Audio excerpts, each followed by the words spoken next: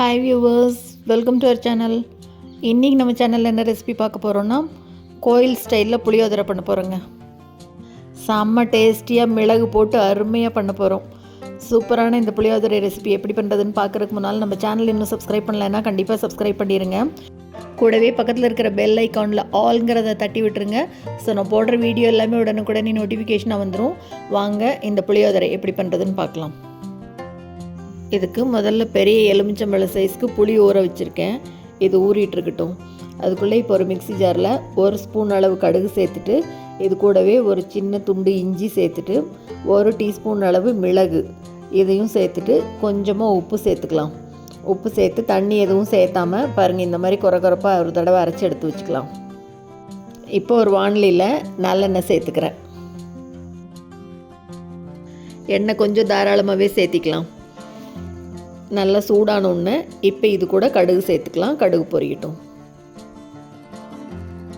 கடுகு பொரிஞ்ச உடனே இப்போ கரைச்சி வச்சுருக்கோம் இல்லையா, அந்த புளி தண்ணியை இது கூட சேர்த்துக்கலாம்.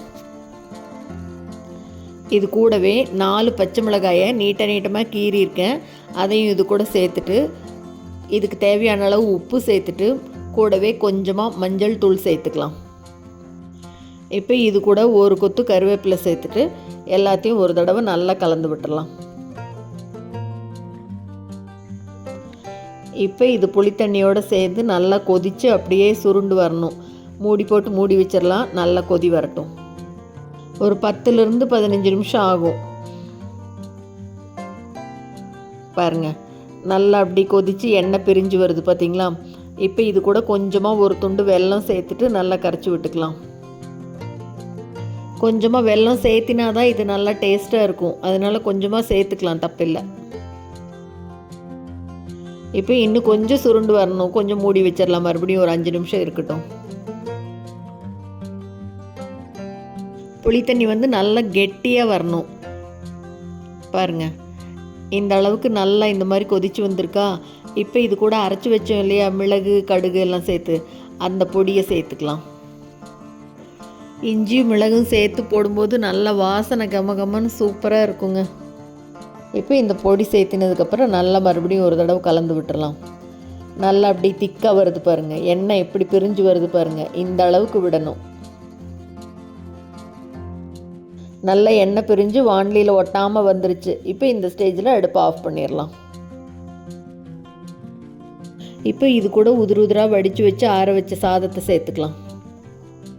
1 கப் அளவு சாதத்தை வடித்து வச்சுருக்கேன். அதை அப்படி ஃபுல்லாக சேர்த்துடலாம். சாதம் உடையாமல் அப்படியே மெதுவாக கலந்து விடணும். இப்போ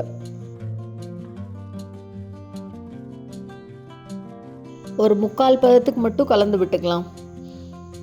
இந்த அளவு கலந்து விட்டுட்டு இப்போ இதை எடுத்து வச்சுட்டு இதுக்கு தாளிப்பு போடணும். கரண்டியில் மறுபடியும் நல்லெண்ணெய் விட்டுருக்கேன். எண்ணெய் காஞ்ச உடனே கடுகு சேர்த்துட்டு, கூடவே கடலைப்பருப்பு 1 ஸ்பூன், உளுத்தம்பருப்பு 1 ஸ்பூன் சேர்த்துக்கலாம்.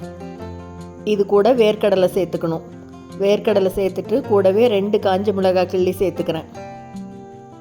இப்போ பருப்பு எல்லாம் நல்லா பொன்னிறமாக வரட்டும். கடுகும் பொரியணும், பருப்பு பொன்னிறமாக வரணும். இது கூட 1 கொத்து கருவேப்பிலை சேர்த்துட்டு கொஞ்சமாக பெருங்காயத்தூள் சேர்த்துக்கலாம். எல்லாம் நல்லா பொரிஞ்ச உடனே இந்த தாளிப்பை எடுத்து சாதத்து மேலே போட்டுட்டு நல்லா கலந்து விட்டுக்கலாம். அவ்வளோதாங்க. நல்லா கலந்து விட்டுட்டோம்னா கோயிலில் கொடுக்குற அதே டேஸ்ட்டில் அருமையான புளியோதரை ரெடி ஆயிடுச்சு. இந்த ரெசிபியை நீங்களும் செஞ்சு பார்த்துட்டு மறக்காமல் கமெண்ட்டில் சொல்லுங்கள். இந்த வீடியோ உங்களுக்கு பிடிச்சிருந்ததுன்னா லைக் பண்ணுங்கள், ஷேர் பண்ணுங்கள், கமெண்ட் பண்ணுங்கள். மறக்காமல் நம்ம சேனலை சப்ஸ்கிரைப் பண்ணுங்கள். கூடவே பக்கத்தில் இருக்கிற பெல் பட்டனையும் தட்டி விடுங்க. ஸோ நான் போடுற வீடியோ எதுவுமே மிஸ் பண்ணாமல் பார்க்கலாம். தேங்க்ஸ் ஃபார் வாட்சிங்.